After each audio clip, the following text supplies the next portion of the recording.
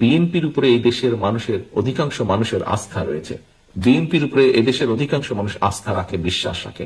প্রিয় সহকর্মীবৃন্দ, আপনাদের কথাটি সঠিক। আপনাদের সহকর্মী হিসেবে আমিও বিশ্বাস করতে চাই যে কথাটি সঠিক। কিন্তু এই যে মানুষের আস্থা, এই যে মানুষের বিশ্বাস আমাদের উপর বা আমাদের প্রতি, এটিকে ধরে রাখার দায়িত্ব কিন্তু আমাদের। এটিকে ধরে রাখার দায়িত্ব কিন্তু জনগণ না, এটিকে ধরে রাখার দায়িত্ব বিএনপির একজন নেতা বা কর্মী হিসেবে দায়িত্ব হচ্ছে আপনার, যে আপনার উপরে মানুষ আস্থা রেখেছে।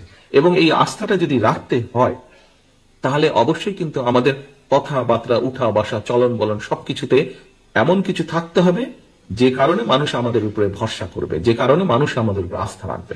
আপনার উঠা বসা, চলনে বলনে যদি এমন কিছু থাকে যে কারণে মানুষ আমাদের উপরে ভরসা রাখবেন না, তাহলে কিন্তু ক্ষতিগ্রস্ত প্রথমে আপনি হবেন, পরে আপনার এলাকার দল হবে, আপনার এলাকায় যারা দলের নেতা করবে, এবং সামগ্রিকভাবে এটি হচ্ছে ইনফ্লুয়েঞ্জার জ্বরের মতন। ঘরে একবার ঢুকলে যেরকম একজন নিয়ে ঢুকলে যেরকম সবার হতে থাকে হাঁচি কাশি, ঠিক এটাও এরকম। সেই জন্যই সহকর্মীবৃন্দ, আমি একটি কথা বলেছি, আপনারা প্রত্যেকে বিএনপির অ্যাম্বাসাডর বা বিএনপির প্রতিনিধি। আপনারা, আপনাদেরকে দেখে মানুষ বুঝবে বিএনপি কি। কাজেই দয়া করে নিজেদের সকলকে পরিবর্তন করুন, মানুষের প্রত্যাশা অনুযায়ী উঠা বসা, কথাবার্তা, চলাফেরা দয়া করে করুন। কারণ এই যে মানুষের প্রত্যাশা, এটিকে ধরে রাখতে হবে। আপনি, আমি, আমাদের সকলকে ঐকান্তিক প্রচেষ্টার মাধ্যমে এটিকে ধরে রাখতে হবে। আজকে আমরা যেরকম 31 দফা নিয়ে আলোচনা করেছি, আজকে আমরা যেরকম 31 দফা পৌঁছে দেব, আজকে যেরকম আমরা সরকার গঠনের সুযোগ পেলে 31 দফা বাস্তবায়নের সর্বোচ্চ চেষ্টা করব, ঠিক একইভাবে আমাদেরকে চেষ্টা করতে হবে আমাদের স্ব স্ব অবস্থান থেকে। আপনি, আমি, আমরা কি হয়তো মনে করতে পারি যে আচ্ছা আমি একা এরকম কিছু করলে কি হবে। দেখুন, ওই যে বললাম ইনফ্লুয়েঞ্জার, আপনি যদি একা করেন আপনাকে থেকে আরেকজন করবে, কিন্তু আপনি যদি সঠিক থাকেন, আপনি যদি দৃঢ় থাকেন, তাহলে আপনি আরেকজনকে, আপনার আরেক সহকর্মীকে আপনি শাসন করতে সক্ষম হবেন, তাকে আপনি গাইড করতে সক্ষম হবেন, তাকে আপনি সতর্ক করতে সক্ষম হবেন। সহকর্মীবৃন্দ, এখানে অনেক মুরব্বীকেও আমি দেখতে পাচ্ছি আমার সামনে বসে আছেন। সকলের কাছে একটি কথা তুলে ধরতে চাই আমি। আমাদের বহু নেতা কর্মী, বহু সহকর্মী বিগত 15 বছর গুম হয়েছে, খুন হয়েছে, অত্যাচারিত হয়েছে, নির্যাতিত হয়েছে, পঙ্গু হয়েছে অনেকে, বাড়িঘর ধ্বংস হয়ে গেছে অনেকের। কিন্তু তারপরেও দল ছাড়িনি এই মানুষগুলো। কেন? একটি বিশ্বাস নিয়ে। সেই বিশ্বাসটি ছিল জনগণের অধিকার প্রতিষ্ঠার যে আন্দোলন, সেটি সফল হবে, সেটি সফল করবে, এটির প্রতিজ্ঞা ছিল। প্রিয় সহকর্মীবৃন্দ, এখানে আপনারা অনেকেই আছেন। আমি সংক্ষেপে আমার কথাটি তুলে ধরতে চাই, হয়তো প্রত্যেকেরটা আমার জানা নেই, বাট আমারটা কম বেশি আপনারা জানেন। আমার বাবা শহীদ রাষ্ট্রপতি জিয়াউর রহমান এই দেশের জন্য কাজ করতে গিয়ে ষড়যন্ত্রকারীদের হাতে শহীদ হয়েছেন। আমার ভাই শহীদ হয়েছেন বা মারা গিয়েছেন ষড়যন্ত্রকারীদের অত্যাচারে। আমার মা দেশনেত্রী খালেদা জিয়া, যাকে এক বাক্যে আপনারা প্রত্যেকটি মানুষ এখানে চেনেন, ওনাকে ষড়যন্ত্রকারীরা শুধুমাত্র দেশের পক্ষে থাকার জন্য, দেশের মানুষের পক্ষে থাকার জন্য কিভাবে নির্যাতিত হতে হয়েছে ওনাকে, সেই বিস্তারিত কাহিনীতে আমি গেলাম না।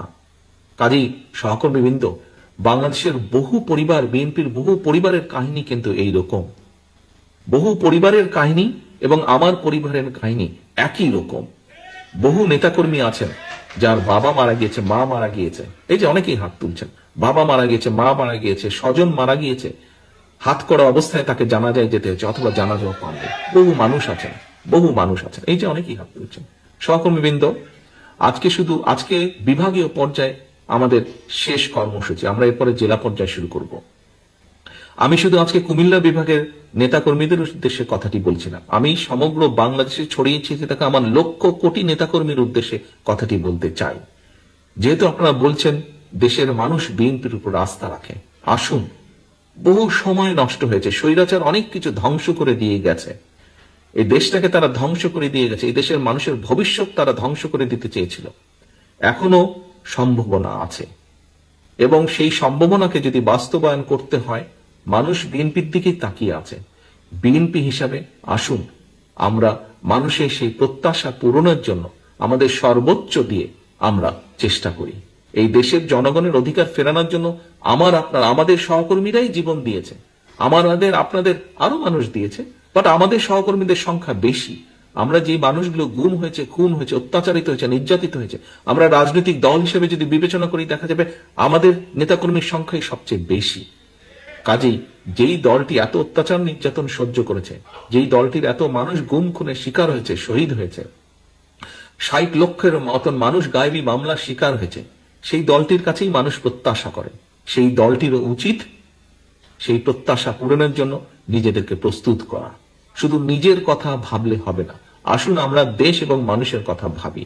আসুন জীবনে বেঁচে থাকার জন্য যতটুকু আপনার প্রয়োজন আমরা ততটুকু করি, বাকি সময়টুকু আসুন আমরা মানুষ এবং দেশের জন্য ব্যয় করি। তাহলে আপনি মানুষের মধ্যে চিরস্মরণীয় হয়ে থাকবেন। প্রিয় সহকর্মীবৃন্দ, আসুন আজকে আমাদের প্রত্যাশা হোক, আমাদের শপথ হোক, আমাদের প্রতিজ্ঞা হোক, জীবনের বাকি দিনগুলো আমরা চেষ্টা করব এই দেশের জন্য, দেশের মানুষের জন্য ভালো কিছু করার, ভালো কিছু করে চলে যাবার। সকলকে আন্তরিকভাবে ধন্যবাদ। সকলে সুস্থ থাকবেন, ভালো থাকবেন। আল্লাহ হাফেজ। বাংলাদেশ জিন্দাবাদ। বাংলাদেশ জাতীয়তাবাদী দল জিন্দাবাদ।